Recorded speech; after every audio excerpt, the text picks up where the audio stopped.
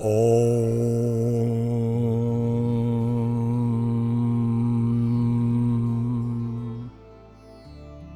Tat Sat.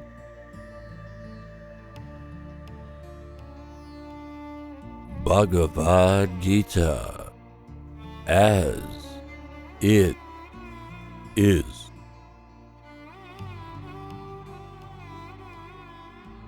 Chapter 1. Observing the armies on the battlefield of Kurukshetra.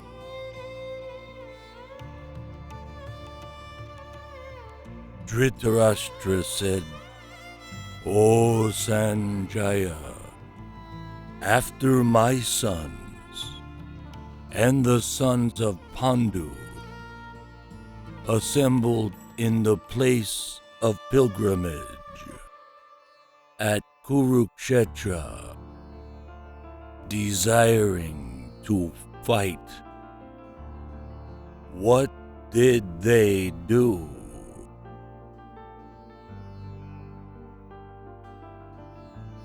Sanjaya said, "O king, after looking over the army arranged in military formation by the sons of Pandu, King Duryodhana went to his teacher and spoke the following words.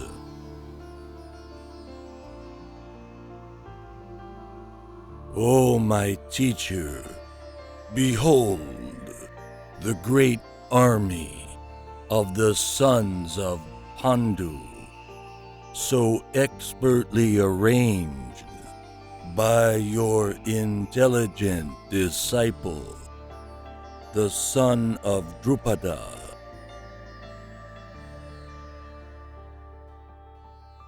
Here in this army are many heroic bowmen, equal in fighting to Bhima and Arjuna, great fighters like Yuyudhana, Virata, and Drupada.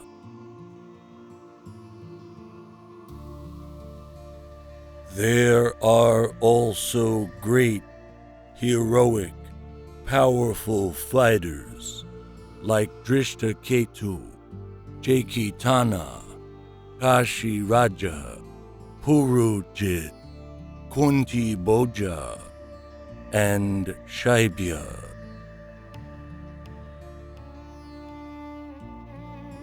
There are the mighty Yudamanyu, the very powerful Uttamauja, the son of Subhadra, and the sons of Draupadi.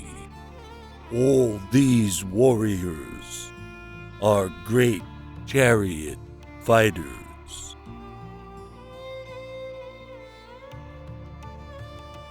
But for your information, O best of the Brahmanas, let me tell you about the captains who are especially qualified to lead my military force.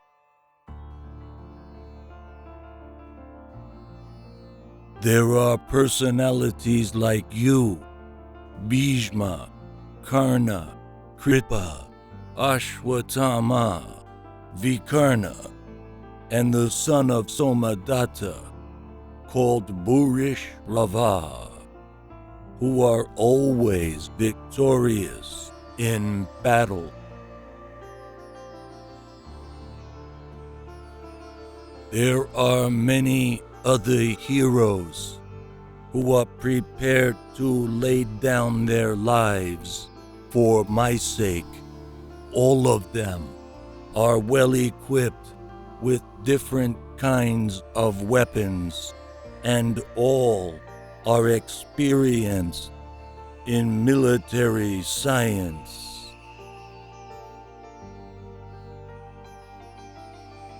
Our strength is immeasurable, and we are perfectly protected by Grandfather Bhishma, whereas the strength of the Pandavas, carefully protected by Bhima, is limited.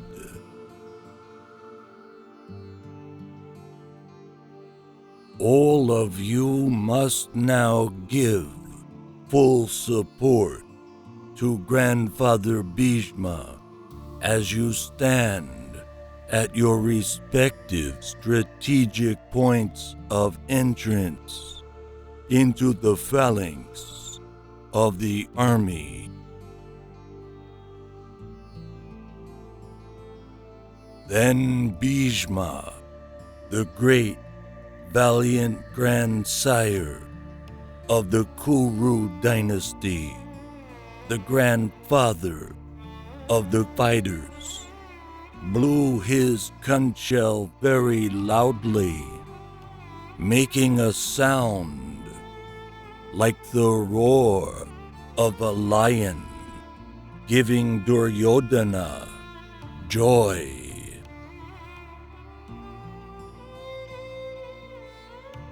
After that, the conch shells, drums, bugles, trumpets, and horns were all suddenly sounded, and the combined sound was tumultuous.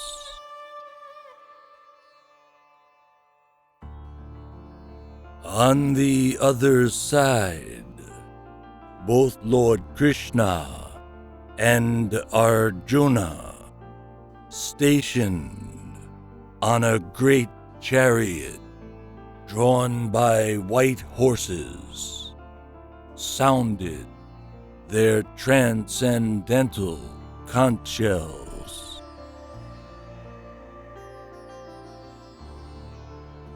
Lord Kṛṣṇa blew his conch shell, called Panchajanya. Arjuna blew his, the Devadatta, and Bhima, the voracious eater and performer of Herculean tasks, blew his terrific conch shell, called Poundra.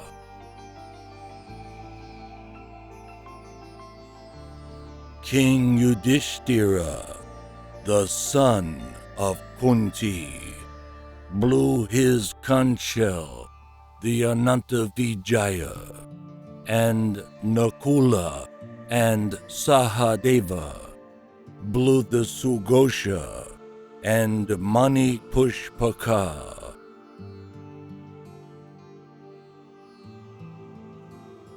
That great archer, the king of Kashi, the great fighter Shikandi, Drishtadyumna, Virata, the unconquerable Satyaki, Drupada, the sons of Draupadi, and the others, O king, such as the mighty armed son of Subhadra, all blew their respective conch shells.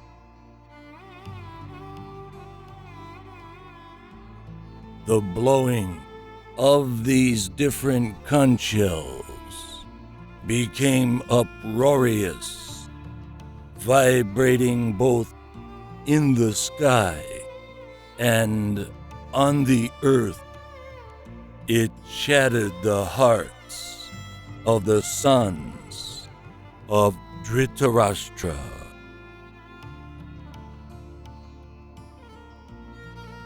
At that time, Arjuna, the son of Pandu, seated in the chariot, bearing the flag marked with Hanuman, took up his bow and prepared to shoot his arrows.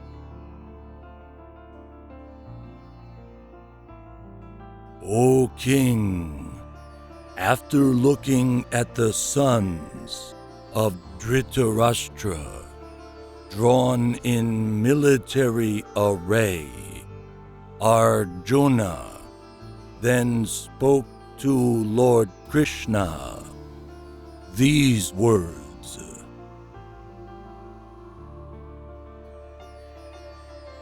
Arjuna said, O infallible one, please draw my chariot between the two armies, so that I may see those present here who desire to fight, and with whom I must contend in this great trial of arms.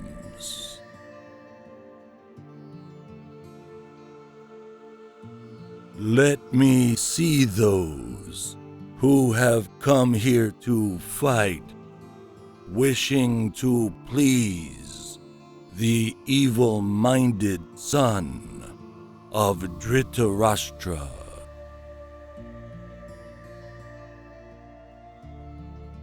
Sanjaya said, O descendant of Bharata, having thus been addressed by Arjuna, Lord Kṛṣṇa drew up the fine chariot in the midst of the armies of both parties.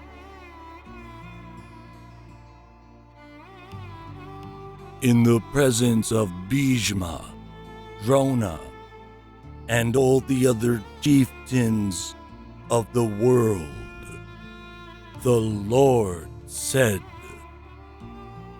Just behold, Partha, all the Kurus assembled here.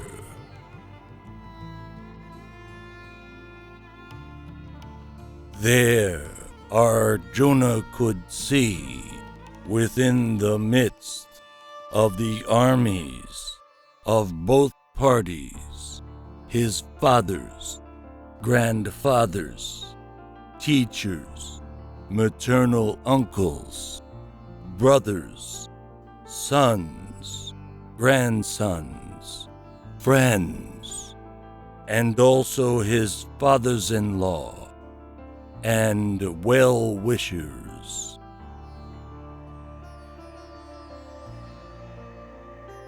When the son of Kunti, Arjuna, saw all these different grades of friends and relatives, he became overwhelmed with compassion and spoke thus.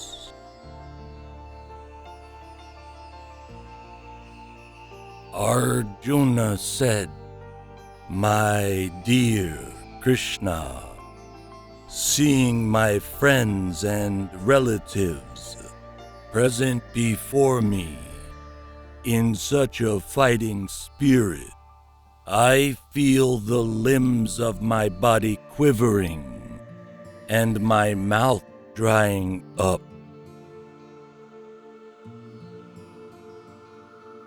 My whole body is trembling. My hair is standing on end. My bow, Gandiva, is slipping from my hand, and my skin is burning.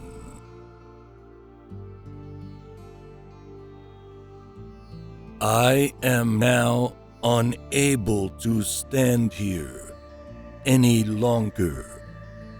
I am forgetting myself, and my mind is reeling. I see only causes of misfortune, O Kṛṣṇa, killer of the Keshi demon.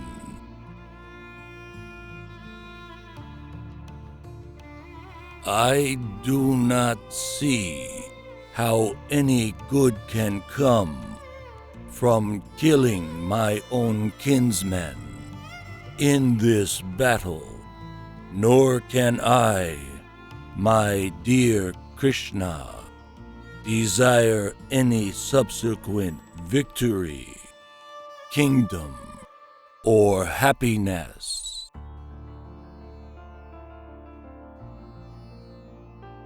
O Govinda, of what avail to us are a kingdom, happiness, or even life itself, when all those for whom we may desire them are now arrayed on this battlefield?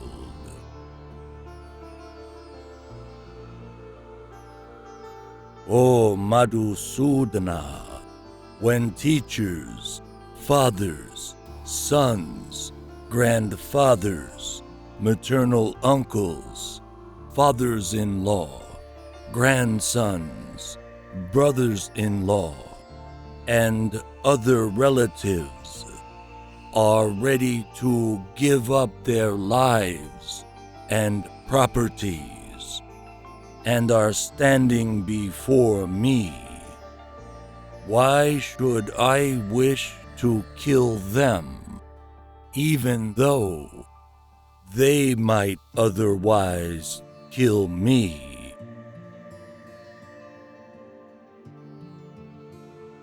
O maintainer of all living entities, I am not prepared to fight with them, even in exchange for the three worlds, let alone this earth.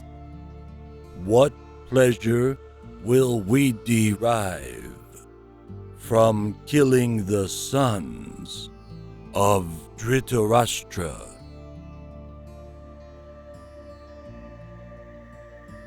Sin will overcome us if we slay such aggressors. Therefore, it is not proper for us to kill the sons of Dhritarashtra and our friends. What should we gain, O Kṛṣṇa, husband of the goddess of fortune? And how could we be happy by killing our own kinsmen?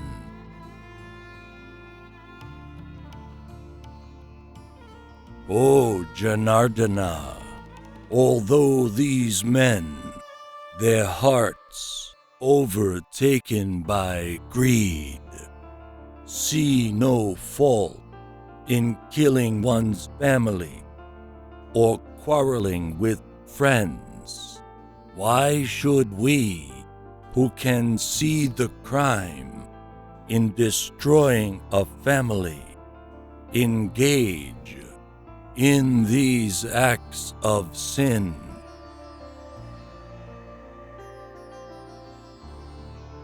With the destruction of dynasty, the eternal family tradition is vanquished, and thus the rest of the family becomes involved in irreligion.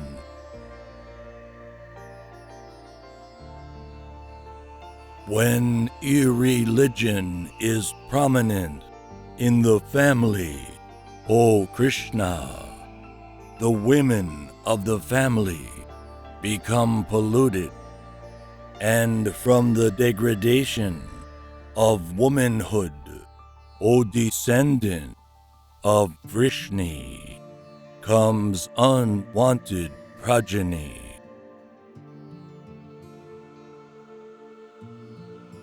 An increase of unwanted population certainly causes hellish life, both for the family and for those who destroy the family tradition.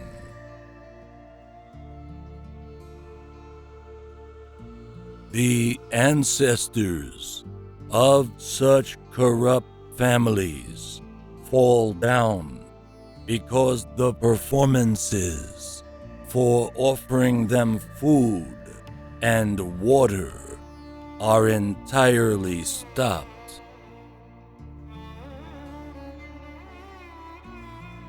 By the evil deeds of those who destroy the family tradition and thus give rise to unwanted children, all kinds of community projects and family welfare activities are devastated.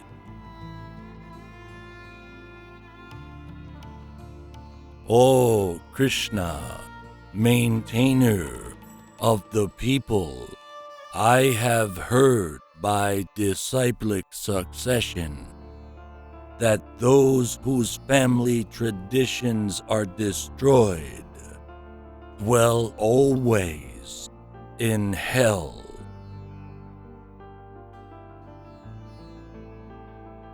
Alas, how strange it is that we are preparing to commit greatly sinful acts, driven by the desire to enjoy royal happiness.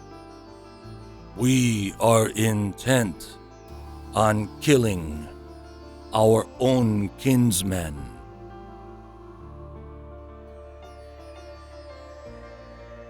Better for me if the sons of Dhritarashtra, weapons in hand, were to kill me, unarmed and unresisting, on the battlefield.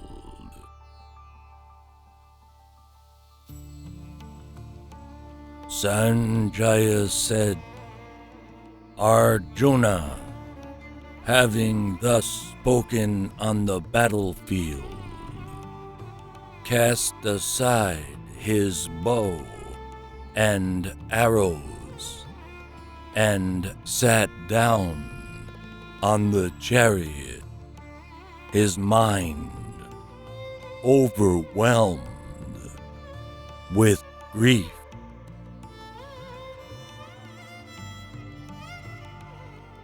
Thus ends Chapter 1, observing the armies on the battlefield of Kurukshetra.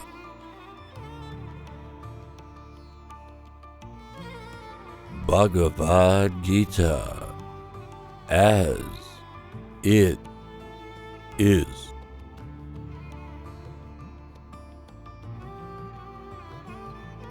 Om